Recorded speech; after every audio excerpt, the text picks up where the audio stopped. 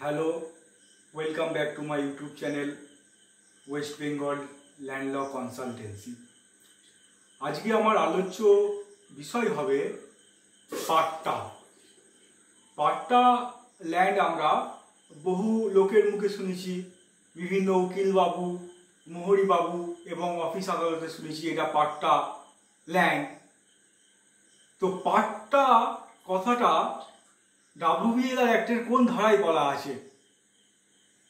আর এই পাট্টা WBLR অ্যাক্টের under section 49-এ পাট্টার কথাটা বলা আছে।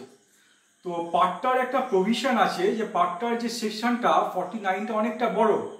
তো আমি কিন্তু আজকের এই কন্টেন্টে পুরোটা আমি বলতে পারবো না, কারণ আমার কাছে ইতিমধ্যে বই নেই।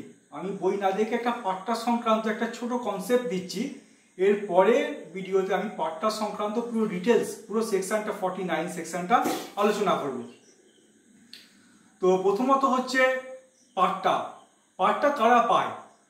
পাট্টা সাধারণত যাদের জায়গা নেই, ল্যান্ডলেস পিপিল, সেই পিপিলদের ঘরে পাট্টা সরকার দেয়।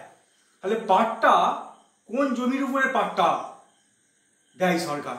তাহলে পাট্টা পেতে গেলে সেই জমিটা হতে হবে vested land, vested to the state, মানে সেই সরকারি জমি বা যে জমিটা খাস হয়ে গেছে সেই জমিটা সরকার যাদের জায়গা নেই, ল্যান্ডলেস পিপিল, তাদের ঘরে ওই পাট্টার সম্পত্তিটা দেবে। এই হচ্ছে পাট্টার মেন উদ্দেশ্য।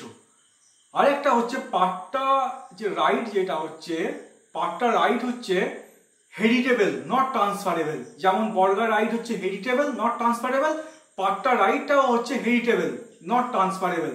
মানে পাট্টা ল্যান্ড যে পাট্টা পাবে সে বংশ পরম্পরায় পাট্টাটা পেয়ে যাবে, সে কিন্তু বিক্রি করতে পারবে না। যেমন একটা উদাহরণ দিলে পরিষ্কার হবে, ধরুন আমার দাদু একটা জায়গার উপরে পাট্টা পেয়েছে, তাহলে আমার দাদুর অবর্তমানে সেই জায়গাটা আমার বাবা, কাকা, ফুফা তাদের উপরে বর্তাইবে। এই হচ্ছে পাট্টার কনসেপ্ট। আশা করি বুঝতে পেরেছেন। ধন্যবাদ।